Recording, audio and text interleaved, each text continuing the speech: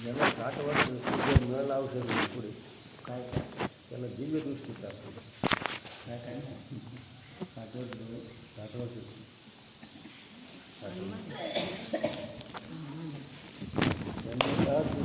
त्याला दिव्य दृष्टी इतकं विशेष हरे राम राम राम हरे हरे हरे कृष्णा कृष्णा कृष्णा हरे हरे हरे राम राम राम हरे हरे हरे कृष्णा कृष्णा कृष्णा हरे हरे हरे राम राम राम हरे हरे हरे कृष्णा कृष्णा कृष्णा हरे हरे हरे राम राम राम हरे हरे हरे कृष्णा कृष्णा कृष्णा हरे हरे हरे राम राम राम हरे हरे हरे कृष्णा कृष्णा कृष्णा हरे हरे हरे राम राम राम हरे हरे हरे कृष्णा कृष्णा कृष्णा हरे हरे कुंडली कौरदार विठ्ठल श्री ज्ञानदेव पंढरीनाथ भगवान की जय माऊली ज्ञानेश्वर महाराज की जय पवन सूत हनुमान की जगद्गुरु तुकाराम महाराज की जय सद्गुरु जोग महाराज की जगद्गुरु जनार्दन स्वामी महाराज की जय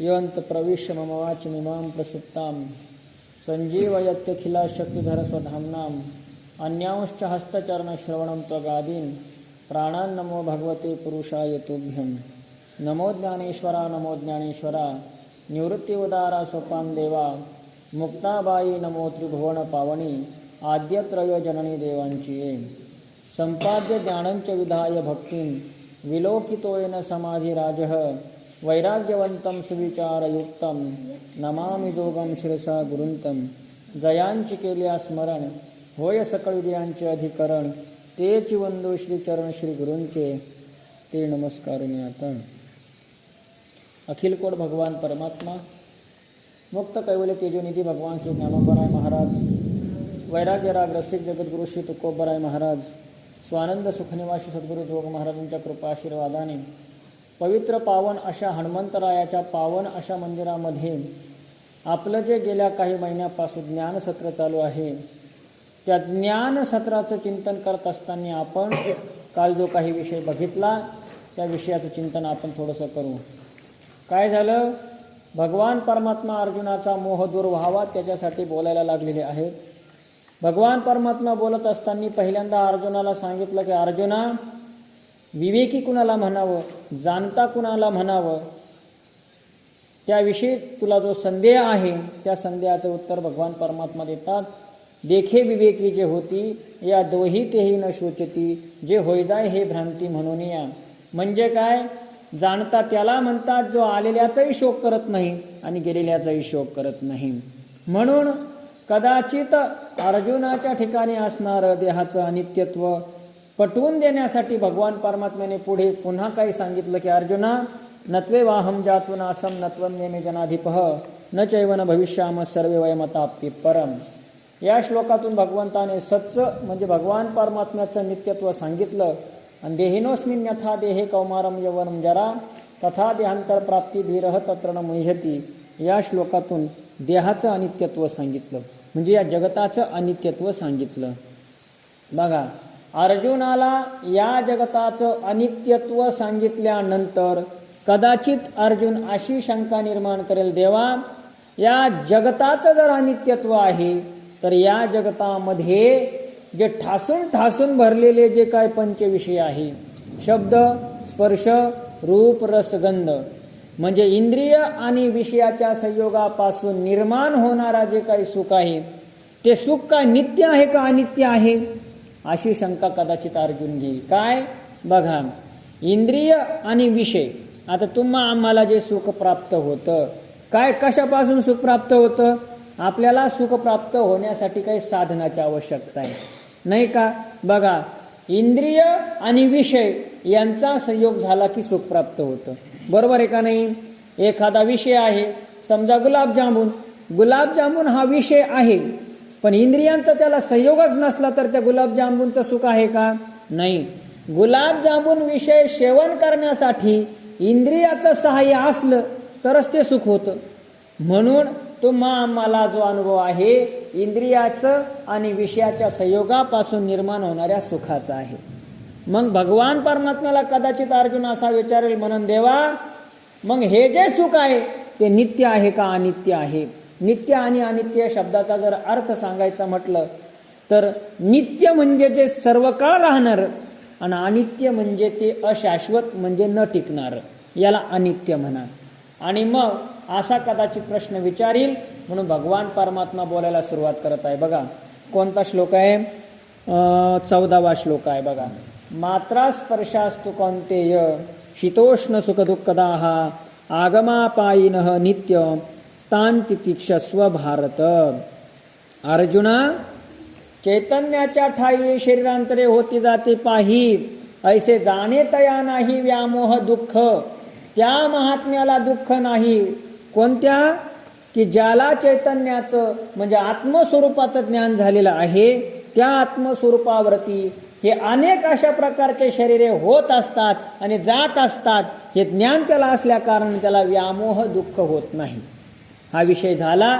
आता भगवान परमात्मा अर्जुनाला इथपर्यंत देहाचं अनित्यत्व, जगताचं अनित्यत्व सांगतात आणि इथून पुढं त्या जगतामध्ये असणाऱ्या विषयाचं अनित्यत्व सांगतात. बघा, विषयाचं अनित्यत्व काय आहे? भगवान परमात्मा सांगतात, अर्जुना, मात्रा स्पर्शास्तु कौन्तेय, हे कौन्तेया, मात्रा स्पर्शास्तु. मात्रा शब्दाचा अर्थ होतो इंद्रिय, आणि काय? स्पर्शास्तु संयोग. म्हणजे काय? इंद्रियाच्या आणि विषयाच्या संयोगापासून निर्माण होणारं जे सुख आहे ते शीतोष्ण सुख दुःखदाः. त्याच्या ठिकाणी शीत आहे, कधी कधी उष्ण आहे, सुख आहे, कधी कधी दुःख आहे. म्हणजे बघा, आम्हाला जे विषयापासून सुख प्राप्त होतं ते काय सुखानेच भरलेलं आहे का? नाही. आता गुलाबजामुन आवडतात, गुलाबजामुनने सुख होतं, गुलाबजामुनने सुख होतं, आणि भलतेच गुलाबजामू खाल्ले का मनुष्याला पुढे डायबिटीज होतो, आहे का नाही? मग तिथं दुःख आहे का सुख आहे? दुःख आहे. मग त्याप्रमाणे अर्जुना, या ठिकाणी शीत आणि उष्ण या शब्दाचा अर्थ अनुकूलता आणि प्रतिकूलता घ्या, नाही का? शीत म्हणजे अनुकूलता आणि उष्ण म्हणजे प्रतिकूलता. म्हणजे अर्जुना, इंद्रियापासून आणि विषयांपासून होणारं जे सुख आहे ते सुखाने आणि दुःखाने युक्त आहे, शीत आणि उष्णतेने युक्त आहे. आणि कसं आहे? आगमापायिनः आहे. आगमापायिनः म्हणजे येणारं जाणारं आहे, नाही का? विषय का चिरकाल टिकणारे का? नाही. विषय संपणारा आहे. विषय सुद्धा खऱ्या अर्थाने त्याच्या वयानुसार तो म्हातारा होत असतो. प्रत्येक विषय काय कायमस्वरूपी टिकणार आहे का?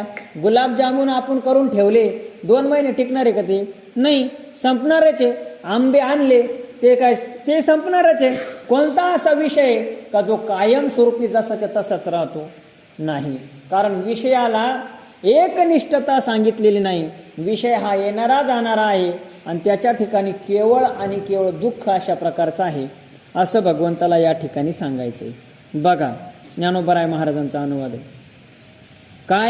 काय अनुवाद आहे? एथनेना वया हेचे कारण, जे इंद्रिया अधीन पण तीही आकळी जे अंतःकरण म्हणून भ्रमे. बघा, मनुष्य आत्मस्वरूपाला का विसरतो? भगवान परमात्म्याला का विसरतो मनुष्य? ज्ञानोबराय महाराज सांगतात, एथनेना वया, म्हणजे भगवंताला न जाणण्याचं कारण म्हणजे काय असेल तर इंद्रिया अधीनपण. म्हणजे काय? आपण सर्व जे आहोत ना इंद्रियाच्या अधीन अशा प्रकारचे आहोत, नाही का? आपल्यासाठी इंद्रिय आहेत का इंद्रियांसाठी आपण आहोत? खरा जर विचार केला तर शरीर आपल्यासाठी आहे का आपल्यासाठी शरीर आहे? बरं, आपल्यासाठी शरीर आहे. आपण शरीराचे मालक आहोत का शरीर आपलं मालक आहे? आपण शरीराचे मालक आहोत, हा सिद्धांत आहे. पण शरीर आपलं मालक होऊन बसलंय. बरोबर आहे का नाही? आपल्याला जेव्हा झोप आली तेव्हा आपण झोपतो, जेव्हा जांभळ आली तेव्हा देतो. आपल्या शरीराचा सगळा अंमल आपल्यावरती. बघा, आपल्या मनाला जर वाटलं ना, गण मनातून वाटतं का जायचंय बरं का ज्ञानेश्वरीला, पण लगेच शरीर म्हणतं जाऊ दे ना, आज लय थकलो.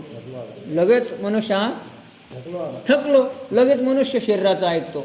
म्हणजे आपण शरीराचं ऐकतो, शरीराला आपण आपलं ऐकायला लावत नाही, नाही का? म्हणजे याचा अर्थ काय?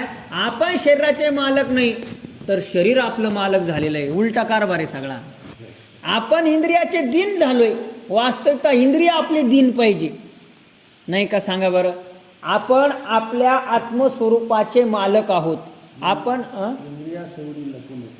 हा, वा, बघा काय प्रमाणे बरं हरिपाठातलं उत्पूर्वार्ध काय? तीर्थव्रती भाव धरी रे शांतिदया पावना हरी करी, लटिका व्यवहार सर्वा संसार वाय अर्जार हरी विन. नाही गड्या, काय प्रमाणे? उत्तरार्ध पूर्वार्ध आठवा बरं. सर्व सुख वडी साई शास्त्री रिकामार्ध गडी राव, लटिका व्यवहार सर्वा संसार वाय अर्जार हरी विन. नाही आठवणार, नाही आठवणार. असो, तर काय म्हणतात दादांनी प्रमाण दिलं, इंद्रिया सवडी लपू नको. इंद्रियांच्या सवडी लपू नको म्हणजे इंद्रियांच्या सवडी मागं पडू नको. इंद्रिय म्हणतील तुला आजचे दिवस थांब, उद्या जाय, ते तुला सवड दाखवतील. जन्म जाईल पण ते तुम्हाला सवड देणार नाही. कारण इंद्रियांचा काय स्वभाव आहे? परांच खानी वेतृण स्वयंभू तस्मात पराम पश्यंती नांतरात्मात. इंद्रियांचा आणि विषयांचा सजातीय संबंध आहे बरं का. बघा तुम्ही, या इंद्रियांचा आणि या विषयांचा नित्य संबंध आहे. या इंद्रियांना जर आपण आत वळवलं नाही, तेव्हा काहीच करू नका, शांत बसा. इंद्रियांना जर आपण आत वळवलं नाही ना, तर आपण इंद्रियांचे दिन होऊन जाऊ. तुकोबरायचं प्रमाण आहे बघा. काय? इंद्रियांचं जर आपण ऐकत बसलो तर इंद्रियांचे दिने आणि आम्ही केलो नारायणे. इंद्रिय आपल्याला दिन करून टाकतात. आणि जर इंद्रियांना जर आपल्या अंमलात ठेवलं, इंद्रियांना जर आपण दमन करून ठेवलं, आपण त्यांच्या ठिकाणी मालकी जर ठेवली, तर काय? इंद्रियाचे धनी आम्ही. तुकोबरायचं प्रमाण आहे बघा. इंद्रियाचे धनी आम्ही झालो गोसावी. गोसावी नाही, ते गोस्वामी. गोस्वामी म्हणजे मालक. आम्ही इंद्रियाचे धनी आहे आणि आम्ही इंद्रियाचे खऱ्या अर्थाने मालक आहे.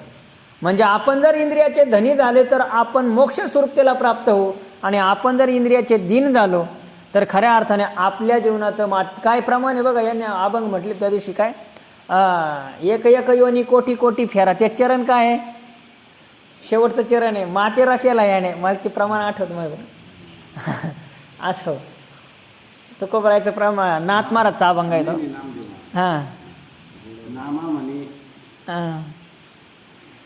याचा मातेरा केला असं प्रमाण आहे बघा. असे जर प्रमाण तुमचे असे लक्षात असले ना, यातनं सांगत जा, म्हणजे आपल्याला विषयाला पुष्टी मिळते बघा. आठवल्यावरती सांगा बघा. म्हणून या ठिकाणी खऱ्या अर्थाने भगवंताला तयाचा मातेरा केला मुढा. नामदेवराय महाराज म्हणतात काय, अशा प्रकारचा हा नरदेह प्राप्त होऊन जर आपण इंद्रियांना अधीन ठेवलं तर आपण परब्रह्म स्वरूपतेला प्राप्त होऊ, आणि इंद्रियाचे आपण दीन झालो तर आपल्या देहाचं मातेर अशा प्रकारचं झाल्याशिवाय राहत नाही.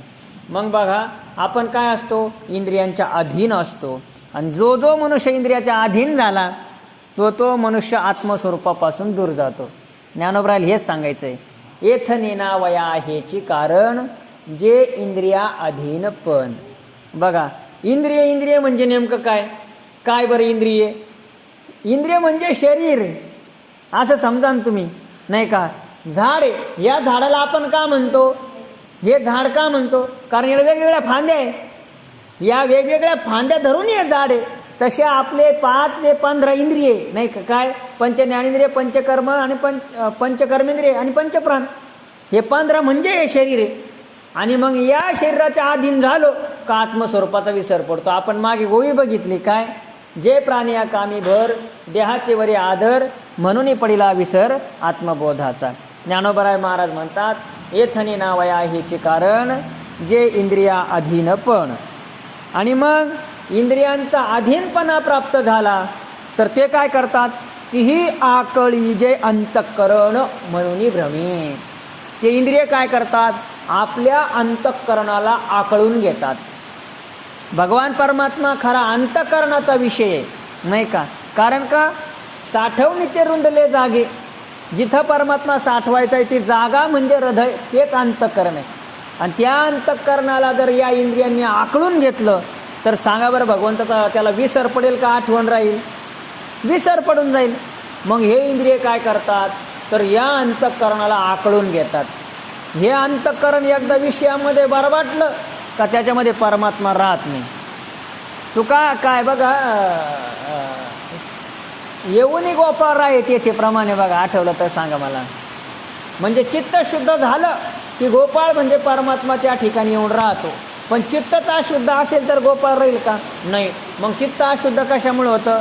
इंद्रियांचं अधीनपण प्राप्त झालं तेव्हा होतं.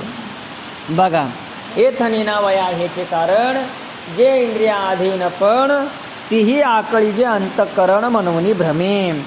म्हणून खऱ्या अर्थाने जीवाला भ्रम अशा प्रकारचा होतो. आणि हे काय होतं? इंद्रिय पुढे पुढे सरका, पुढे पुढे सरका, लय मध्ये पौशवर आला का?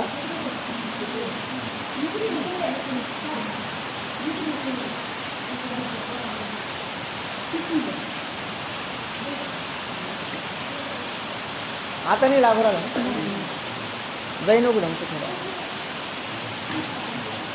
बघा. 11वी ओवी झाली बघा. एथनी नावया हेचे कारण जे इंद्रियाधीनपण तीही आकळी जे अंतःकरण म्हणून भ्रमे. म्हणजे ज्यावेळी या इंद्रियांनी आपल्या अंतःकरणाला आकळलं तो आत्मस्वरूपाचा विसर पडतो. आत्मस्वरूपाचा. हे बघा, एका माणसाने काय केलं, औरंगाबादला घर घेतलं. औरंगाबादला घर घेतलं, कुलूप लाव, काही दिवस राहिला आणि कुलूप लावलं गावाकडं राहायला आला. आणि 2-3 वर्ष तिकडं फिरकलाच नाही. तर ते चोरांनी ते घर बळकावून घेतलं. चोरांनी काय केलं, घर बळकावून घेतलं आणि मग दुसरे तिथं राहायला लागले. आणि ज्यावेळी हा त्या घराकडे गेला त्यावेळेस ती त्याला घरामध्ये आत येऊ देईना. काहीही केलं तर ते चोर एवढे आटले त्यांनी कायद्यानुसार ते घर बळकावलं आणि याला पुन्हा घरी काढून दिलं. मग तिकडून तो घरी आल्यानंतर किती दिन होईल बरं? आपलं घर बळकावल्यावर त्याला दुःख होईल का सुख होईल? दुःख होईल. तसं तुम्ही आम्ही सुद्धा आनंदाचे खऱ्या अर्थाने अधिकारी आहोत. आपण परब्रह्म स्वरूपाला प्राप्त होण्याच्या अधिकारी आहोत. आपलं अंतःकरण त्याला साधन आहे. पण त्या अंतःकरणाला काय झालंय? काम, क्रोध, लोभ, मोह, माया, मत्सर या 6 चोरांनी ते घर आपलं बळकावून घेतलं. आणि ते अंतःकरणात असणारा परमात्मा त्याला काढून देऊन ते तिथं येऊन राहायला लागलेले आहेत. मग ज्यावेळी आपण यांना आखलायचा प्रयत्न करतोय त्यावेळेस ते जायला तयार नाही. ते आपल्याला त्याच्यात गोवू राहिले, आहे का नाही? सांगा बरं, आपण कितीही प्रयत्न केले तरी आपल्या ठिकाणी असणारे क्रोध निघून जातात का? द्वेष, मत्सर निघून जातात का? निघून जात नाही. एक मनुष्य काशीला गेला आणि काशीला गेल्यानंतर तिकडनं आला तर सांगत राहते तीर्थाला गेलं तर काहीतरी सोडून यावं लागतं. मग विचारलं, कार बा तुम्ही काय सोडलं? म्हणे मी क्रोध सोडला. म्हणे समोरचं म्हणे काय सोडलं? म्हणे क्रोध सोडला. काय सोडलं? अरे क्रोध सोडलं. काय सोडलं? तुला कळत नाही का मी क्रोध सोडला? म्हणे येतंय ना तुमच्या लक्षात? म्हणजे तिथून क्रोध सोडून आला. समोरचा या अधिकारीचा असा होतो विचारणारा, त्याला वाटलं याला क्रोध येतो का नाही बघावं. 4-5 वेळेस विचारलं, इतका क्रोधायमान झाला तर तो तिथून ओरडला, तुला कळत नाही का काय मी क्रोध सोडून आलो म्हणून. वास्तविकता तो ती गोष्ट क्रोधानेच बोलू लागला. म्हणजे आपल्याला कितीही हे विकार बाजूला करावे वाटले तरी हे विकार जात नाही. कारण का? याच विकारांनी आपलं खरं स्वरूपरूपी घर बळकावलंय. आणि संत महात्मे तेच करतात. काय करतात? आता पाविजेल घरा या दातारा संगती. आता आमचं खरं घर म्हणजे स्वरूप भगवान परमात्मा आहे, त्या घराला आम्ही जाणार आहे. आणि तेच घर बळकावलं या लोकांनी. आणि ते काय करतात? अंतःकरणाला झाकळून घेतात. मग अंतःकरणामध्ये झाकळल्यावर परमात्मा तिथं राहत नाही. मग आपणही दीन होतो, हीन होतो, लाचार होतो आणि विषयरूपी सुखामागे धावतो. आपलं खरं सुख आपल्याला प्राप्त झालं नाही, खरं आपलं स्वरूपभूत सुख प्राप्त झालं नाही का आपल्याला विषयाच्या दारात जावं लागतं. प्रमाणे ज्ञानोबरायचं काय? कासवीचं बाळ आहे. कासवीच्या बाळाचं काय होतं? त्यांचं असं विशेषता आहे, कासवीला स्तनच असत नाही. कासवीचे बाळ पाहे कृपा दृष्टी, दुधा नाही भेटी अंगसंगी. काय होतं, कासवीचं बाळ, त्या कासवीनीनं त्या बाळाकडे नुसतं करुणेनं पाहिलं का कासवा त्या पिल्लांचं पोट भरतं. पण काय होतं, प्रारब्धवशात कधी कधी ते पिल्लं कासवीपासून बाजूला जातात. कधी कधी त्यांचा वियोग झाला का त्या कासवीला करुणारूपी दृष्टीनं जे पोट भरण्याचं साधन आहे ते मिळत नाही. मग ते पिल्लं जे आहे ना, ते पिल्लं चिखल खातात आणि आपले पोट भरतात. हो, का बरं? कारण त्यांना स्वरूपभूत असणारं ते कासविनीपासून निर्माण होणारं जी करुणारूपी दूध आहे ते मिळत नाही. मग आता ते मिळत नाही, मग आता काय, पोटासाठी खावं लागतं म्हणून चिखल खाणं जसं त्यांचं आहे, तसं तुम्हाला आम्हाला सुद्धा आपला स्वभावाचा स्वरूपभूत आनंद प्राप्त होत नाही. आपलंही घर त्यांनी बळकावल्यामुळं आपल्याला त्या घरी जाता येत नाही, आपल्याला सुख प्राप्त होत नाही, आणि म्हणून तुम्हाला आम्हाला विषयाच्या दारामध्ये भीक मागत बसावं लागतं, दुसरं काहीच नाही. जर आपल्याला एकदा परमात्म्याचा आनंद प्राप्त झाला ना, आपण पुन्हा विषयाच्या दारात जाऊ शकत नाही. तुकोबाराय महाराज म्हणतात, याचे सुख जर तुम्ही एकदा अनुभवलं मग दारोदारी न फिराल. भगवान परमात्म्याचं सुख एकदा अनुभवायला तुम्हाला आल्यानंतर तुम्हाला दारोदारी जायचं कामच राहणार नाही. तुका म्हणे मग नये वृत्तीवरी, आणि सुखाचे शेजारी पवडही नाही. आता तुकोबराय महाराज म्हणतात, मला वृत्तीवरही यायचं काम नाही आणि कुठल्याही दारात जायचं काम नाही. मग आता त्या भगवान परमात्म्याच्या सुखामध्ये अशा सुखे मी निघलो का शून्य सारोनी तेथे. हो, तुकोबराय महाराज म्हणतात, आता मी सुखाने अशा प्रकारचं निघलेलो आहे. कुठं? भगवान परमात्म्याच्या स्वरूपभूत सुखामध्ये अशा प्रकारचं निघलेलो आहे. मग हे का घडत नाही, तर याला कारण केवळ आणि केवळ आपलं इंद्रियांनी केलेलं अधीनपण, इंद्रियांनी आपल्याला बळकावल्यामुळं. मग बघा काय काय होतं पुढे, इंद्रिये विषय सेविती, आणि ते हर्ष शोक उपजविती, आणि ते अंतर आपलविती संगे येणे.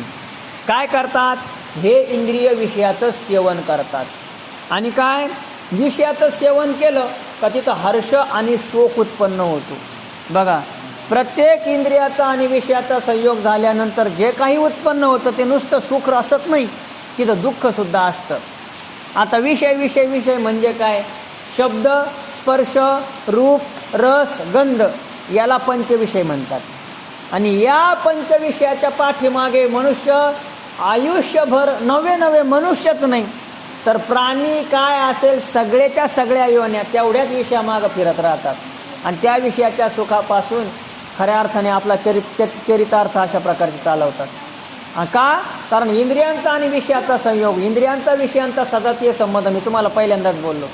इंद्रियांचा विषय बघा, इंद्रियांना जर आकळलं तर इंद्रिय आपल्याला परमात्मा स्वरूपतेला प्राप्त होण्यासाठी साधन होतील, आणि जर इंद्रियांना आकळलंच नाही तर ते स्वभावता विषयामागे धावतील. नाही का? त्या दिवशी मी उदाहरण दिलं, नदीचं पाणी अडवून जर तुम्ही तुंबून भरवलं तर तुम्हाला शेतीला उपयोगात येईल, आणि ते पाण्याला जर अडवलंच नाही तर ते तसंच निघून समुद्राला जाणार आहे. तसा अशा प्रकारचा विषय. मग इंद्रिय काय करतात, विषयाचं सेवन करतात, नित्य विषयाचं सेवन करतात, आणि त्या ठिकाणी हर्ष आणि शोक उत्पन्न करतात. आज आपण गुलाबजामुन खाल्ला का हर्ष होतो, आणि जास्त जर गुलाबजामुन होऊन गेला का दुःखही होतं. आज आपण म्हणतो खूप जेवलो पण पोटात लय कसं होऊन राहिलं, म्हणजे दुःखही आहे आणि सुखही अशा प्रकारचं आहे. बघा, ते हर्ष शोक उपजविती, आणि ते अंतर आपलविती संगे येणे. अंतर आपलविती म्हणजे काय, ते इंद्रिय विषयाच्या संघामध्ये येऊन अंतर आपलविती म्हणजे आपल्या अंतःकरणाला आपलविती म्हणजे झाकून घेतात, आपल्या अंतःकरणावरती ते राज्य करतात. म्हणजे बघा, आता आपण जर एखादी भाजी बनवतो, आपल्याला आवडती बनवतो का आपल्या जिभेला आवडती ती बनवतो? आपल्या जिभेला आवडती ती बनवतो, आपल्याला नाही, आपला काही संबंध नाही. या जिभेचे सगळे चोचले नाही का, हो, आपलं नाही काही. आपण मोबाईलमध्ये गाणे ऐकतो तर ते कर्णाला आवडतात, आपल्याला नाही, नाही का. कानाच्या त्या स्तोत्रिंद्याला आवडतात म्हणून आपण ऐकतो. या सगळ्या गोष्टी इंद्रिये त्यांचे कामं करून घेतात आणि आपल्याला राबवत असतात.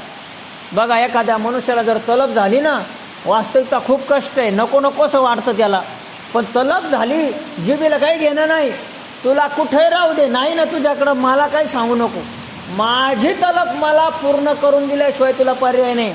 म्हणून वखर आणता आणता एखादा मनुष्य 3 किलोमीटर जातो तलप भागवण्यासाठी. काय कारण आहे? हे इंद्रिय आपल्यावरती राज्य करतात, हे रसनेंद्रिय आपल्याला राबवतात. बघा, मी तुम्हाला त्या दिवशी बोललो असेल कदाचित, हे इंद्रिय एखादा मनुष्य कीर्तनाला जायला लागला ना, कीर्तनाला सुद्धा जाऊ देत नाही, प्रवचनाला सुद्धा जाऊ देत नाही. का बरं? कारण तलप राहते आणि तलप माणसाला खूप त्रास देते. तरी सुद्धा हे माणूस म्हणतो नको, जायलाच पाहिजे. आपली बुद्धी सांगत असते त्या इंद्रियांच्या, त्या मनाच्या नादी लागू नको, मंदिरात जा, काहीतरी चांगलं कर, सत्कर्म कर. म्हणून मनुष्य मंदिरात येतो. आणि मग मंदिरात आलं तरी ऐकलं नाही ना, तर ते रसनेंद्रिय म्हणजे जीभ म्हणते बघ रे बघ, मंदिरात जाऊ नये पण गेलाच ना तू, आता कीर्तनात जायला नाही पाहिजे पण गेलाच ना, गेला तर पुढं बसू नको, मागं बैस, पुढं बसू नको. का? पुढं जर बसला तर मग खाता नाही येणार ना तंबाखू वगैरे. मग ती जीभच सांगते त्याला पुढे जाऊ नको, मागं बस. ती म्हणते नको, नाही का. हा म्हणतो तमाशाला पुढं नाही का, तमाशाला मागं बसावं, कीर्तनाला पुढं बसावं. ती नाही म्हणते, ती मागच बैस म्हणते. कोण? जीभ सांगते की त्यांचा संवाद आहे तो आपल्याला कळत नाही. मग हळूहळू तो मागे कोपऱ्यात बसतो. ती सांगते कोणी पाहणार नाही अशा ठिकाणी बस, मागे बस. मग 15-20 मिनटं झाल्यावर ती म्हणते काढ मग आता खिशातून. ती जीभ सांगते बरं का. हे म्हणतो नको, कीर्तनात लोक पाहते ना. अरे कोण पाहतं? काढ काढ म्हणते, तीच काढायला लावते. आणि मळ लवकर, मळ कोण पाहत नाही तर मळ, काही जास्त काढू नको, पटकन तोंडात टाक, तीच सांगते सगळं. आणि ही सगळी गोष्ट खऱ्या अर्थाने मनुष्याला खूप लज्जित होतो मनुष्य, पण तरी आपल्या इंद्रियांना अधीन झाल्यामुळे त्या गोष्टी मनुष्य करतो. म्हणजे त्यांनी आपल्यावरती, म्हणजे आपल्या अंतःकरणाला झाकवलेलं आहे. आपले लोक खऱ्या अर्थाने परमार्थापासून च्युत होण्याचं खरं कारण काय म्हणे? शास्त्रकारांनी सांगितलं फक्त 2 इंद्रिय.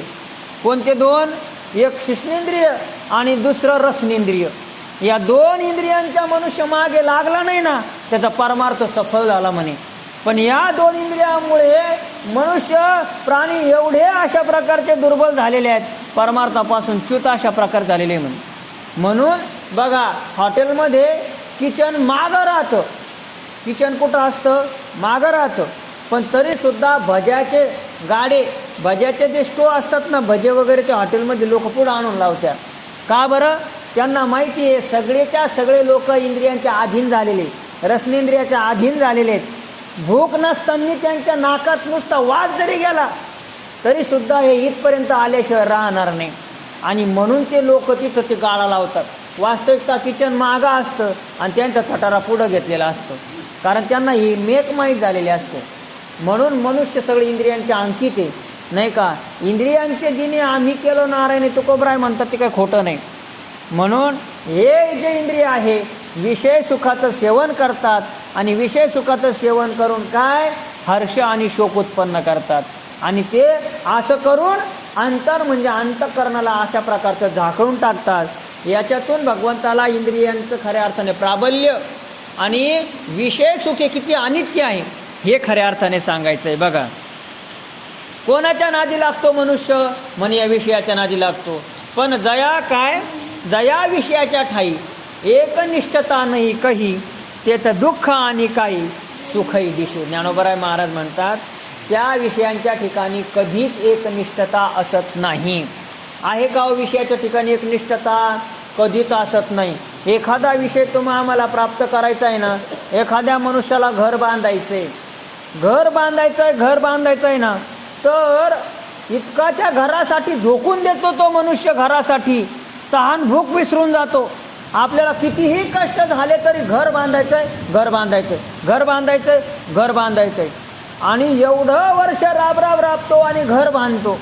आणि एकदा का घर पूर्ण झालं, विषयाची तृप्ती, विषय प्राप्त झाला, वा हेही घ्या, नाही का. घरामध्ये राहायला तो उरत नाही असंही म्हणा, किंवा अजून विषयाचं असं चिंतन आहे, घरासाठी राबतो आणि घर एकदाचं बांधणं झालं, हो घर झालं का त्याच दिवशी त्या घररूपी विषयाचं स्वारस्य संपून जातं. आहे का नाही? घर बांधायचंय ही जी इच्छा कायमस्वरूपी होती ना, इच्छा संपली, घर बांधलं, लगेच दुसरी इच्छा खुणवते. आता झालं ना घर, आता माझ्याकडे बघ, आता माझ्याकडे बघ. म्हणजे घराची इच्छा पूर्ण होते ना होते, ती सुख देते ना देते, लगेच दुसरी इच्छा माणसाला खुणवते आणि मनुष्याला ती तळमळ सुरू होते. मग घरामध्ये मनुष्य राहतो, घरामध्ये राहून घरालाच विसरून जातो. घराबद्दल स्वारस्य वाटतच नाही मनुष्याला, नाही का. आयुष्यभर घर बांधायचं, त्या घराचं स्वारस्य तिथपर्यंतच आहे जोपर्यंत त्या घरापेक्षा शेजारी दुसरं मोठं घर होत नाही. शेजारी मोठं घर झालं बरं का, काय होतं, आपण एखाद्या वेळेस समजा कीर्तनाला गेलो बरं का, देवळीला कायमस्वरूपी कीर्तनाला जायचो. हां, देवळीला देवळी नाही, मांडकी कुठं आली, सासवडच्या पुढे दिंडीत जायचं ना, तर 3 वर्षापासून रेग्युलर कीर्तनाला असायचो मी. तिथं सप्ताहात बोलायचं, तिथं जिथं मुक्काम आला ना तिथं कायमस्वरूपी त्यात लय पैसे लागले महाराज घराला, लयच घर आम्हाला जायचा प्रसंग पडतो अशा ठिकाणी, लय पैसे लागले. हे सगळी गोष्ट नुसतं घर खूप मोठं, पण दुसऱ्या वर्षी तिसऱ्या वर्षी गेल्यानंतर त्या घराचा मुद्दाच बंद होऊन गेला. घराविषयी बोलतच नव्हती. आता त्यांची माझी घसरट कायम दिंडीत असल्यामुळे असायची. का म्हणलं तर घराविषयी काही बोलतच नाही. त्यांनी सांगितलं आता काय उरलं घरामध्ये, म्हणे काय सगळीकडे घरच झाले ना, आता काय त्या घरात राहिलं. म्हणजे घराचं स्वारस्य संपलं. म्हणजे विषयाच्या ठिकाणी असणारं सुख हे क्षयाती क्षयदोषाने युक्त असतं, नाही का. तुम्ही बघा, तो भ्रमर आहे ना, भ्रमर भुंगा, तो जर एका फुलावरती बसला ना, तर त्या फुलामध्ये एवढा सुगंध आहे का त्या सुगंधानेच एवढ्याशा भ्रमराचं पोट भरून जातं. पण या फुलावर बसला का काय होतं, ह्या फुलावर बसला का त्याचं पुढचं फुल खुणावतं, त्याला पुढचं फुल सुंदर दिसतं. मग पुढचं फुल सुंदर दिसतं, मग या फुलातलं स्वारस्य संपतं आणि पुढच्या फुलावर जातं. त्या फुलावर बसलं का पुढचं सुंदर दिसतं, इथलं स्वारस्य संपतं. दिवसभर हिंडतं पण त्याचं पोट भरत नाही. कशामुळे? कारण त्या फुलामध्ये जसं स्वारस्य त्याला वाटत नाही, किंवा त्याच्यातलं विषयातलं सुख जसं नाशिवंत अशा प्रकारे त्याला वाटतं, तसे तुमचे आमचे सगळे विषय हे नाशिवंत अशा प्रकारचे असतात. आपण विसरून जातो का नाही हो. विषयाचं असणारं सुख आहे ते कुठपर्यंत असतं, जोपर्यंत त्यातलं खऱ्या अर्थाने दुसरी इच्छा प्राप्त होत नाही किंवा दुसरा विषय प्राप्त करण्याची इच्छा होत नाही तोपर्यंत, नाही का. ही इच्छा पूर्ण झाली का दुसरी इच्छा. बघा, माझा एक मित्र आहे, त्याचं लग्न झालेलं आहे. त्याने मला एक गोष्ट सांगितली, म्हणे महाराज, म्हणे काय, मी ज्या दिवशी माझ्या पत्नीला लग्नामध्ये पाहिलं ती दुसऱ्या दिवशी मला तशी दिसलीच नाही म्हणे. म्हणजे बघा, सांगायचा मुद्दा काय, विषय जे आहे ते नित्य बदलणारे आहे. म्हणजे लग्नाच्या दिवशी जशी होती तशी ती दुसऱ्या दिवशी राहिली नाही, आणि जशी दुसऱ्या दिवशी होती तशी 6 महिन्याने राहिली नाही. आणि हाही तसा राहिला नाही, हाही काय तसं नाही, आहे का नाही. आणि मग काही काळानंतर तर फक्त अल्बमच पाहायचं, नाही का, अल्बममध्येच पाहायचं फक्त कसं होतं कसं झालो, आहे का नाही. विषयाचं जे असणारं स्वारस्य, विषयाचं सुख टिकणारं नाहीच आहे ना. त्याच्या ठिकाणी एकनिष्ठता आहे का? एकनिष्ठता कधीच अशा प्रकारची राहत नाही. ज्ञानोबा महाराज म्हणतात, म्हणून या विषयाच्या ठिकाणी एकनिष्ठता कधीच नाही. आहे का एकनिष्ठता? बरेच अशा प्रकारचं बोलता येईल आपल्याला, पण बघा पुढे विषय चाललाय. एकनिष्ठता नाही काही, ते तर दुःख आणि काही सुखही दिशे. त्या विषयाच्या ठिकाणी दुःखही आहे आणि त्या विषयाच्या ठिकाणी खऱ्या अर्थाने सुखही अशा प्रकारचं आहे. बघा कोणते विषय, मग आता शब्द, स्पर्श, रूप, रस या 5ही विषयाचं चिंतन ज्ञानोबराय सांगतात. बघा, त्या विषयाच्या ठिकाणी कसं सुख आहे आणि त्या विषयाच्या ठिकाणी कसं दुःख आहे याचा विचार ज्ञानोबराय सांगतात. बघा, देखे पहा, शब्दाची व्याप्ती, तेथ निंदा आणि स्तुती, तेथ द्वेष उपजती श्रवणाद्वारे. काय म्हणतात ज्ञानोबराय? पहिला विषय म्हणजे शब्द, नाही का. शब्द विषय आहे आणि त्या शब्दामागे आम्ही धावतो का नाही हो? शब्दामागे धावतो का नाही? बघा, आपल्याला गाणे आवडतात की नाही? गाणे आवडतात. आपल्याला कोणी केलेली स्तुती आवडते की नाही? आवडते. म्हणजे शब्दच आहे. शिवी दिली तरी शब्दच आहे आणि स्तुती केली तरी शब्दच आहे. म्हणजे शब्दाला 2 अंग आहे. कोणते अंग? एक स्तुती करणं हेही अंग आहे आणि शिवी देणं हेही अंग आहे. मग सांगा, शब्द हा विषय नुसता सुखच देणार आहे का सुख आणि दुःख दोन्ही देणार आहे हो? दोन्ही देणार आहे, नाही का. एखाद्या माणसाने जर आपल्याला शिवी दिली तर आपल्याला त्याच्याविषयी द्वेष निर्माण होतो. आणि एखाद्या माणसाने आपल्याला खऱ्या अर्थाने स्तुती केली तर सुख निर्माण होतं. शब्द एकच आहे, पण एकीकडनं सुख देतो आणि एकीकडनं दुःख देतो. मग यांच्या ठिकाणी एकनिष्ठता आहे का हो? नाही का? आपण नाही म्हणत का एखादा माणूस दोन तोंडे म्हणतो, एकीकडं वेगळं बोलतो आणि एकीकडं वेगळं बोलतो. त्याच्या ठिकाणी एकनिष्ठता आहे का? नाही. आपण त्याला दुतोंडे म्हणतो, त्याला गांडूळ म्हणतो. आपण दोन्ही तोंडाने चालतो म्हणतो, दोन्ही तोंडाने चालतो, दुतोंड्या बोलतो. याचा अर्थ याच्यावर विश्वास ठेवायची काहीच आवश्यकता नाही. जर याच्यावर विश्वास ठेवला तर हे धोका देणारे आहे, असा मुद्दा आहे. तसं शब्द या विषयाच्या ठिकाणी दोन खऱ्या अर्थाने, एक सुखही आहे आणि दुसरं दुःख आहे. काय आहे? त्यांनी सांगितलं, जर निंदा आणि स्तुती, नाही का, शब्द काय करतो? निंदाही करतो आणि स्तुतीही करतो. निंदा जर झाली तर द्वेष निर्माण होतो. निंदा आपल्या कानाला ऐकायला आली तर द्वेष होतो आणि स्तुती ऐकायला आली का सुख होतं. म्हणून या इंद्रिया या विषयाच्या ठिकाणी एकनिष्ठता नाही, असं ज्ञानोबरायला सांगायचं आहे. बघा, येथ देखे शब्दाची व्याप्ती निंदा आणि स्तुती तेथ द्वेष उपजती श्रवणाद्वारे. म्हणजे आपण जर कानांनी त्या शब्दाच्या विषयी निंदा ऐकली तर द्वेष निर्माण होतो आणि स्तुती ऐकली तर सुख निर्माण होतं. याचा अर्थ शब्द या विषयाच्या ठिकाणी सुद्धा एकनिष्ठता नाही, त्याच्यावरती विश्वास ठेवण्याच्या ते योग्यतेचे नाही, असं आहे. बघा, पहिला विषय आहे शब्द. दुसरा काय? स्पर्श.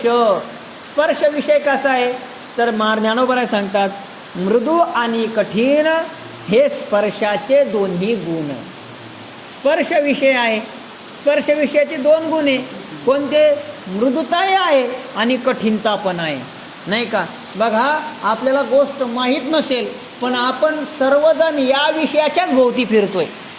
आपलं जीवन फक्त शब्द, स्पर्श, रूप, रस, गंध या पंचविषयामध्येच आपण वावरतोय, त्याच्या व्यतिरिक्त नाही.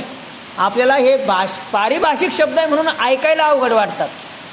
बघा, मग आता आपण स्पर्श विषयाचं सेवन करतो, पण ते स्पर्श विषयाच्या ठिकाणी सुद्धा एकनिष्ठता नाही. म्हणे काय?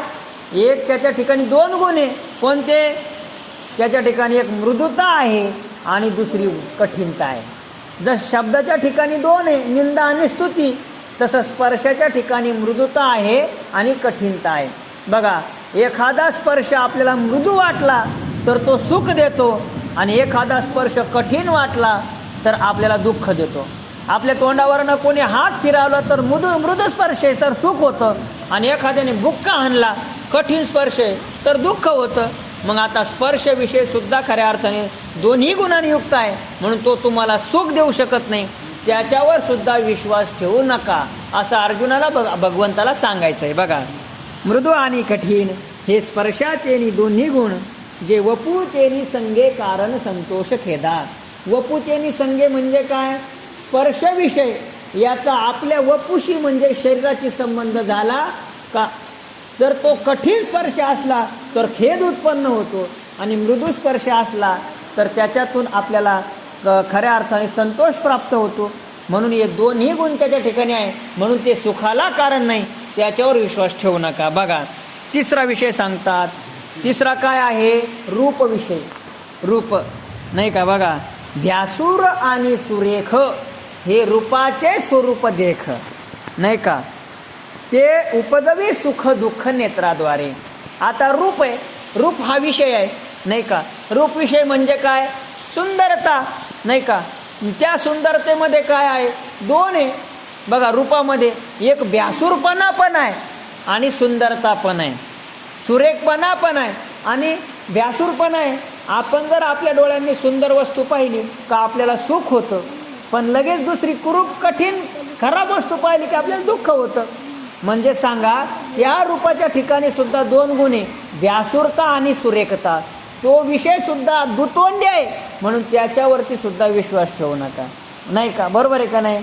म्हणून बघा, ज्ञानोबराय महाराज म्हणतात, भ्यासूर आणि सुरेख हे रूपाचे स्वरूप देख, जे उपदवी सुख दुःख नेत्राद्वारे. आपल्या नेत्रेंद्रियाद्वारे जर आपण कुरूप विषय पाहिला, कुरूप रूप पाहिलं तर दुःख होतं आणि चांगलं रूप पाहिलं तर आपल्याला सुख होतं. म्हणून हे सुद्धा खऱ्या अर्थाने दोन्ही सुखदुःखालाच कारण आहे. बघा, आता चौथा विषय सांगतात, सुगंध आणि दुर्गंध हा परिमळाचा भेद, जो घ्राण संगे विषाद तोष देता. आता चौथा विषय गंध आहे. मग गंध काय नसता, सुगंधच आहे का? नाही, एकच विषय गंध आहे, पण तोच गंध तो एका बाजूला दुर्गंध देतो आणि दुसऱ्या बाजूला सुगंध देतो. आपल्या त्या गंधाचा आणि आपल्या घ्राणाचा म्हणजे नाकाचा संबंध झाला तर तोच गंध, आपण जर खराब रस्त्यानं चाललो तर दुर्गंध आपल्याला दुःख होतं, राग येतो, आणि आपण फुलाच्या बागेतनं गेलो तर तोच सुगंध आपल्याला सुख देतो. म्हणजे एकाच विशेष ठिकाणी दुर्गंध बी आहे आणि सुख बी आहे. मग सांगा, भगवान परमात्मा घ्या आणि हे विषय घ्या, भगवान परमात्मा दुःखरूप आहे का हो? हा, भगवान परमात्मा दुतोंडे आहे का?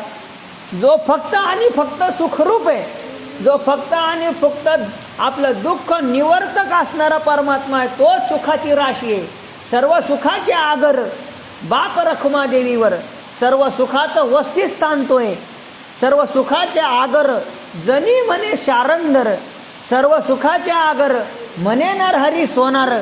हे सगळे प्रमाण तुमच्या आमच्या लक्षात येतील का भगवान परमात्मा सर्व सुखाचा आगर आहे, त्याच्या ठिकाणी दुःख नावाची गोष्ट नाही.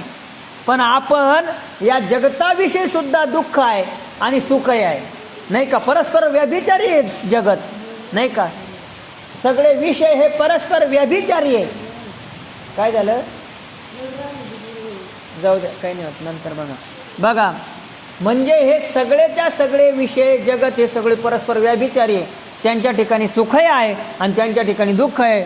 पण एकटा एक भगवान परमात्माचा असा आहे का त्याच्या ठिकाणी केवळ आणि केवळ सुख आहे.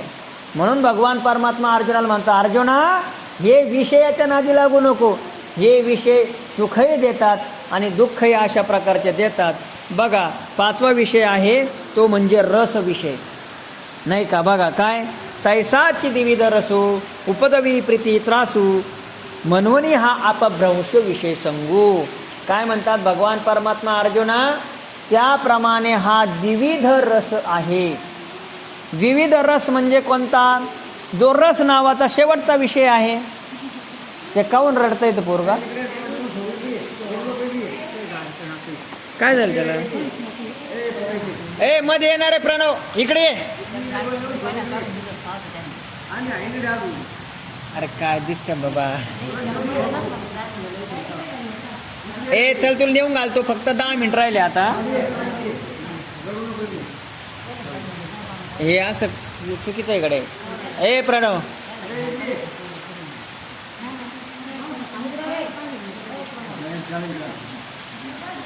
चला आपल्याकडे फक्त 10-15 मिनिटं राहिली आता, आपला हा विषय संपून जाईल. बघा प्रणव इकडे बस ना, काय येड्यान करतो.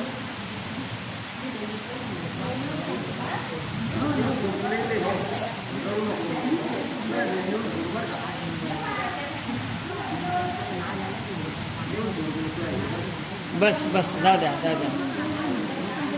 बघा आपण आता थोडासाच विचार करू आणि थांबून घेऊ वाटलं. हा ना, बघा म्हणजे काय होतं, आपलं जे आलंबन तुटलं ना तर ते विषय लक्षात येत नाही. बघा आतापर्यंत आपण बघितलं, शब्द स्पर्श रूप रसगंध हे केवळ सुखरूप नाही तर त्यांच्या ठिकाणी दुःख नावाची सुद्धा गोष्ट आहे. आता बघा रस नावाचा विचार सांगतात. म्हणजे हे का सांगायचं आहे आपल्याला? जसं जगतामध्ये भ्रमण करून जगतावरती विश्वास ठेवून जसं आपल्याला सुख प्राप्त होऊ शकत नाही, तर जगतामध्ये असणारे पंचविषय त्यांच्याविषयी सुद्धा आपण विचार करून किंवा त्यांच्या संघाला विचार करून आपल्याला सुख प्राप्त होऊ शकत नाही. ते अर्जुनाला भगवान सांगत आहेत. बघा, तैसाची द्विविध रसू उपदवी प्रीती त्रासू म्हणून हा अपभ्रंश विषय संगू. हा विषय या ठिकाणी खऱ्या अर्थाने उपसंहारात्मक घेतलेला आहे. त्याचप्रमाणे हा रस आहे, रस शेवटचा रस, त्याच्या ठिकाणी सुद्धा 2 अशा प्रकारचे ते गुण आहे. काय आहे? उपदवी प्रीती त्रासू. काय करतात? हा रस नावाचा विषय आहे, तो काय करतो?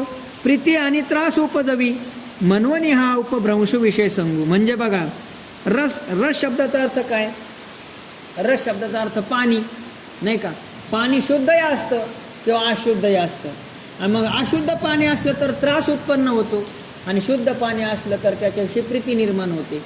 म्हणून रसाविषयी सुद्धा खऱ्या अर्थाने ते काय करतात तर ते आम्हाला सुखदुःखालाच कारण ठरतात. म्हणून अर्जुना, म्हणून या विषयाचा संग केला तर अपभ्रंश होतो, म्हणजे आपला आत्मघात होतो, म्हणजे आपलं खऱ्या अर्थाने उद्धार न होता आपला आत्मघात अशा प्रकारचा होतो, आपली हानी होते, असं अर्जुनाला भगवंताला सांगायचंय. बघा, या विषयाचा संग केला तर मनुष्याचा अपभ्रंश होतो, आपलं खऱ्या अर्थाने तिथं नुकसानच आहे का नाही, मातेर आहे का नाही. बघा, या विषयाच्या संघाचं चिंतन करताना सांगितलं का हे विषय नुसते डोळ्याने जरी पाहिले तरी मनुष्याचा आत्मघात आहे. बरं का, विषय डोळ्याने जरी पाहिला तरी आत्मघात आहे, नुसतं विषयाचं चिंतन जरी मनात केलं तरी आत्मघात आहे, आणि नुसतं विषयाचा संग जरी केला तरी आत्मघात. बघा, एवढे अशा प्रकारचे कठीण विषय. बघा, हे कथा सांगितली जाते शास्त्रामध्ये, विषयाचा नुसता विषयाला समोर जरी पाहिलं, विषयीचं संग न करता समोर जरी पाहिलं तरी आत्मघात आहे. कसा आत्मघात आहे? बघा, सुंद उपसुंद नावाचे 2 असुर होते, सुंद उपसुंद नावाचे, आणि ब्रह्मदेवाकडून त्यांना वर प्राप्त झाला होता की या जगामध्ये तुम्हाला कुणीच मारू शकत नाही. मग अमर झाले होते. मग अमर झाल्यामुळे मदोन्मत्त झाले, आणि मदोन्मत्त होऊन खऱ्या अर्थाने जगाला त्रास देऊ लागले. पण कुठलाही वर देताना त्याच्यातून सोडवणूक म्हणून काहीतरी उशाप म्हणून अशा प्रकारचं माहितीला असतं, किंवा काहीतरी हे किती मदोन्मत्त झाले तरी चतुरा तो शिरोमणी गुण लावण्याची खाणी, परमात्मा चतुर असतो. म्हणून त्यांना सांगितलं होतं की जगात तुम्हाला कुणीच मारणार नाही, पण तुमच्या दोघांचं जर भांडण झालं तर तुम्ही दोघं मरण पावाल त्याच क्षणी. त्यांना असं वाटलं आपण दोघं बंधू आहे आणि कधीच आपलं भांडण होऊ शकत नाही. हो, म्हणून ते एकमेकावरती एवढे प्रेम करायचे का त्यांचं कधी भांडणच नाही, आणि त्या प्रेमापोटी ते जगावरती खऱ्या अर्थाने उदव्याप करू लागले, जगाला त्रास देऊ लागले. ब्रह्मदेवाच्या डोक्याला ताण झाला, आता काय करावं. मग भगवंताला शरण गेले, म्हणे हे जे आहेत ना हे सुंदर अतिशय अशा प्रकारचे उन्मत्त झालेले आहेत, आता यांना कसं काय मारायचं तुम्ही पहा. मग भगवंताने विचार केला, आणि त्या भगवंताने तिलोत्तमा नावाच्या अप्सरेचं नुसतं रूप घेतलं. तिलोत्तमा नावाच्या अप्सरेचं रूप घेतलं आणि नुसते समोर उभे राहिले, आणि समोर उभं राहून दोघांकडे पाहून हसले. बघा, अजून त्यांचा आणि तिलोत्तमाचा अंतर खूप आहे. फक्त हसल्याबरोबर त्या सुंद आणि उपसंद त्यांनी डोक्यात विचार केला तर याला वाटलं माझ्याकडे पाहून हसली, त्याला वाटलं माझ्याकडे पाहून हसली. यालाही तिच्याशी लग्न करण्याचा विचार आला आणि त्यालाही तिच्याशी लग्न करण्याचा विचार आला, आणि तो म्हणू लागला का रे बाबा, जर हिच्याशी मी लग्न केलं तर कसं राहील, आणि हा म्हणू लागला हिच्याशी लग्न केलं तर कसं राहील. एका श्रीमुळं दोघातही युद्ध झालं, आणि दोघात युद्ध होऊन दोघंही एका ठिकाणी मरून पडले. सांगायचा मुद्दा असा आहे, विषयाचं नुसतं दर्शन जरी झालं तरी मनुष्याच्या आत्मघाताला कारण ठरतं, आणि विषयाचं नुसतं मनात ध्यान केलं तरी सुद्धा ज्ञानोबराय महाराज सांगतात, भगवान परमात्मा गीतेत विचार बघा, ध्यायतो विषयांपुसा संगस्तेषुपजायते, संगात संजयते काम कामक्रोधोभिजायते, क्रोधात भवती समूहा स्मृती विभ्रम, स्मृतिभ्रंशात बुद्धिनाशात प्रणश्यती. या विषयाचं नुसतं ध्यान जरी केलं तर मनुष्य नष्ट होऊन जातो म्हणे. जरी हृदय विषय स्मरती तर निसंग ही आपजे संगती, संगे प्रगटे मूर्ती अभिलाषेचे ज्ञानोबराय महाराज सांगतात. नुसतं हृदयामध्ये विषयाचं ध्यान केलं, निसंग असणारा मनुष्य ज्याने कुठलाच संग केला नाही त्याच्याही अंतःकरणामध्ये संग करण्याची इच्छा होते म्हणे. आणि मग काय होतं, जेथ काम उपदला तेथ क्रोध आधीचे आला, क्रोधी असे ठेला संमोह जाणे, संमोह झाल्या व्यक्ती नाश पावे स्मृती. आणि मग बुद्धी नाशात प्रणश्यती म्हणजे काय, विषयाचं ध्यान आलं की संग निर्माण होतो, संग निर्माण झाला हो तर संग झाला तर लोभ निर्माण होतो, आणि अपूर्ण राहिलं तर क्रोध निर्माण होतो, आणि क्रोध निर्माण झाला तर संमूढपणा निर्माण होतो, संमूढपणा निर्माण झाला का बुद्धी नष्ट होते, आणि बुद्धी नष्ट झाली की मनुष्याचा नाश होऊन जातो. बघा, विषयाचा असाच विचार आहे. विषय जर आपल्याला प्राप्त झाला तर लोभ उत्पन्न करतो आणि विषय प्राप्त झालाच नाही तर क्रोध उत्पन्न करतो. एखादा विषय जर प्राप्त झालाच नाही तर मनुष्याला क्रोध उत्पन्न होतो, पण जर प्राप्त झाला तर लोभ उत्पन्न करतो. बघा, आपला विषय आहे, एक मूर्तिकार होता, ख्यातनाम मूर्तिकार आहे आणि सुंदर अशा प्रकारच्या तो मूर्ती बनवायचा. आणि मूर्ती बनवायचं तर एका मनुष्याने ती मूर्ती पसंत केली का ही मूर्ती मला पाहिजे. कदाचित या मूर्तीची किंमत 50,000 जरी असली पण तरीसुद्धा मी त्याची खऱ्या अर्थाने गयावया करीन, कशी तरी मला ती मूर्ती प्राप्त व्हावी याच्यासाठी मी याचना करीन, पण त्याने तेवढी मला मूर्ती द्यावी. नाही का? आपल्याकडे तर पैसे कमी आहे, आपल्याकडे फक्त 15,000 रुपये. मग पण आपल्याला तेवढी मूर्ती प्राप्त व्हावी, म्हणजे मूर्तीरूपी विषय प्राप्त व्हावा ही त्याच्या अंतःकरणामध्ये इच्छा निर्माण झाली. मग तो मनुष्य त्या मूर्तिकाराकडे जातो आणि मूर्तिकाराला म्हणतो, मूर्ती खूप सुंदर आहे महाराज, एवढी मूर्ती आम्हाला देता का? म्हणे केवढ्यात देऊ? हा म्हणे तुम्ही केवढ्यात देणार? हा, आणि मग यांनी सांगितलं केवढ्यात घ्यायची तुम्हाला?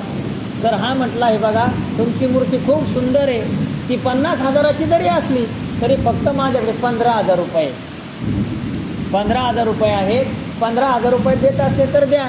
याने काहीच विचार केला नाही आणि 15,000 रुपयात लगेच ती मूर्ती याला देऊन टाकली. आता काय झालं, मूर्ती ही 50,000ची आहे पण 15,000 प्राप्त झाली. याच्यातून सुख व्हावं का दुःख व्हावं? सुख व्हायला पाहिजे, सुख व्हायला पाहिजे. पण ज्यावेळी त्याने ती मूर्ती 15,000 देऊन टाकली त्याच वेळी याच्या अंतःकरणामध्ये दुसरा विषय निर्माण झाला आणि रस्त्याने जाता जाता याला एवढं दुःख झालं, एवढं दुःख झालं. हा म्हटला काय राव, म्हणे काय, हीच मूर्ती जर मी 10,000ला मागितली असती तरी याने देऊन टाकली असती, माझे 5,000 वाचले असते. रात्रभर याला झोप आली नाही. सांगा, रात्रभर तीच चिंता, हीच मूर्ती जर मी 10,000ला मागितली असती तर आपले 5,000 वाचले असते. म्हणजे झालं काय, विषयाची प्राप्ती झाली तरी लोभ उत्पन्न झाला. म्हणजे कुठल्याही पद्धतीने विषय सेवन करा, तो तुम्हाला विकारच निर्माण करील आणि आपला अपभ्रंशच करतील, याच्याशिवाय दुसरं काहीच करू शकत नाही. या विषयाच्या संबंधाने कसा कसा अपभ्रंश होतो, कसा कसा मनुष्य आत्महित सोडून आत्मनाशाकडे प्रवृत्त होतो, याचा विचार आपण खऱ्या अर्थाने उद्या करू.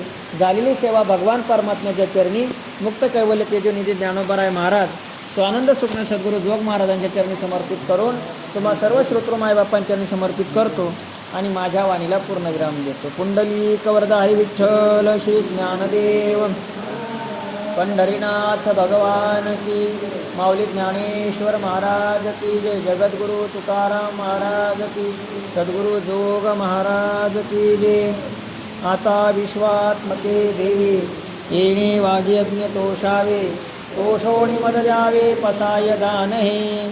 जे खळांची व्यंकटी सांडो तया सत्कर्मी रती वाढो, भूता परस्परे पडो मैत्र जीवांचे, दुरितांचे तिमीर जाओ, विश्वात्व धर्म सूर्य पाहो, जो जे वांशील तो तेला हो क्रांजात, वर्षद सकळ मंगळी ईश्वर निष्ठांची मांदियाळी, अनवरत भूमंडळी भेटतो तया भूता, चला कल्पतरूंचे आरव, चेतना चिंता मनिके गाव, बोलते जे अर्णव पियुषांचे, चंद्रमेघे अलांछन, मार्तंड गीता पहिन, ते सर्वही सदा सज्जन सोयरे होतू, किंबहुना सर्व सुखी पूर्ण होणी तिन्ही लोकी, भजिजो आदि पुरुखी अखंडित आणि ग्रंथोपजीवी विशेष लोके, दृष्टादृष्टी देवादेवी, चेतमने श्री विश्वेश्वराओ, हा होईल दान पसाओ, येणेवरी ज्ञानदेव सुखिया दाहला,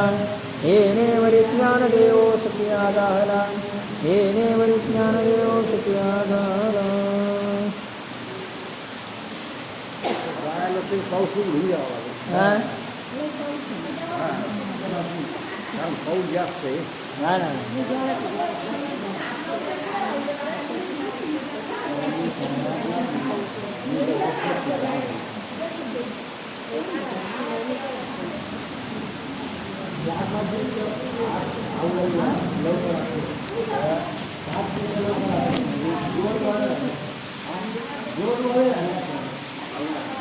नाही काही नाही.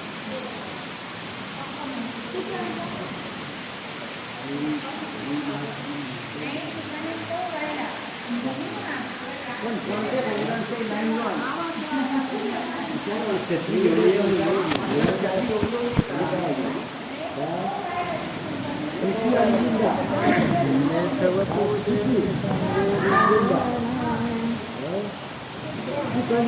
दुःख ते आणि विरोधाने द्यायचे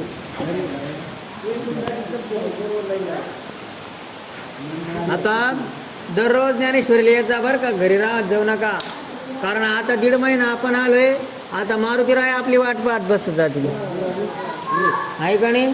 ते म्हणजे ना 8 वाजले अजून कोण येईना, 8 वाजले अजून कोण येईना. त्याच्यामुळे रेग्युलर येत जावं.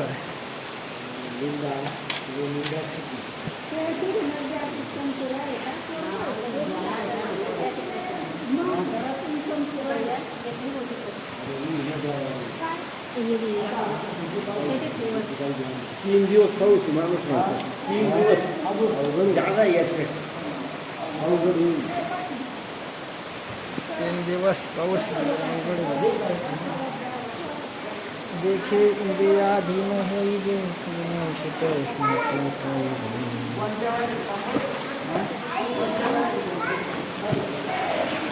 आणि सुखदुःख आपलं